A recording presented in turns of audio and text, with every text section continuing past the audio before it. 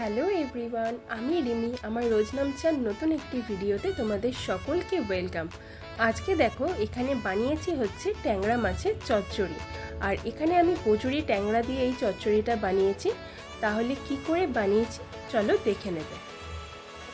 এখানে আমি নিয়েছি হচ্ছে ট্যাংরা মাছ। এটা খুব বড় ট্যাংরা মাছ নয়, ছোট ট্যাংরা মাছই আমি নিয়েছি, যেটাকে বজুরি ট্যাংরা বলে।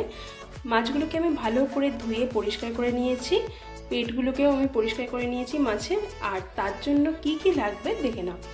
এখানে দেখো নিয়েছি আলুগুলোকে একটু মোটা মোটা করে আলু ভাজার মতো কেটে নিয়েছি সিম। এখানে নিয়েছি হচ্ছে মূলো, আর আছে বেগুন, আর কাঁচা লঙ্কাগুলোকে আমি মাঝখান দিয়ে চিড়ে নিয়েছি। আর আরেকটা যেটা বলে দিই, যেহেতু এটা চচ্চড়ি হবে তার জন্য কিন্তু সব সবজি আমি একইভাবে কেটে নিয়েছি। এবার তাহলে চলো রান্নাটাকে শুরু করি। মাছে আমি নুন হলুদ দিয়ে দেব, দিয়ে মাছগুলোকে ভালো করে মাখিয়ে নিয়ে ভেজে নেব।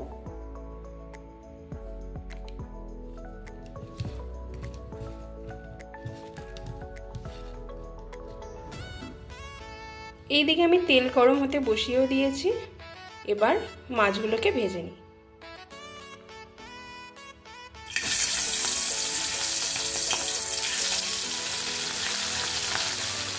এইদিকে দেখো মাছগুলো আমার ভাজা হয়ে গেছে। এই তেলের মধ্যেই এখন কালো জিরে আর কাঁচা লঙ্কাটা আমি ফোড়নে দিয়ে দেব।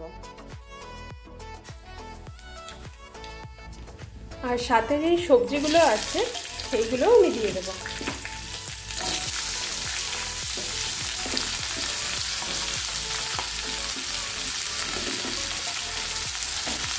সবজিগুলো আমার সব দেওয়া হয়ে গেছে।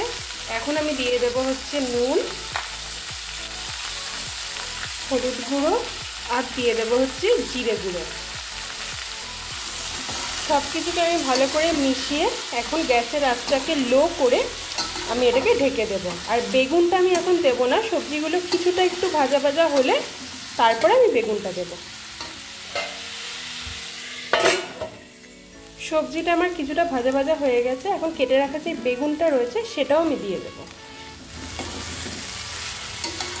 সব কিছু আবারও মিশিয়ে আমি আবারও কিছুক্ষণের জন্য এটাকে ঢেকে দেব। সব সবজিগুলো আমার দেখো সিদ্ধ হয়ে গেছে। এখন ভেজে রাখা যে মাছটা রয়েছে সেটাও আমি দিয়ে দেব, আর দিয়ে ভালো করে মিশিয়ে নেব সবজির সাথে। আর দিয়ে দেব হচ্ছে কিছুটা পরিমাণে ধনেপাতা কুচি।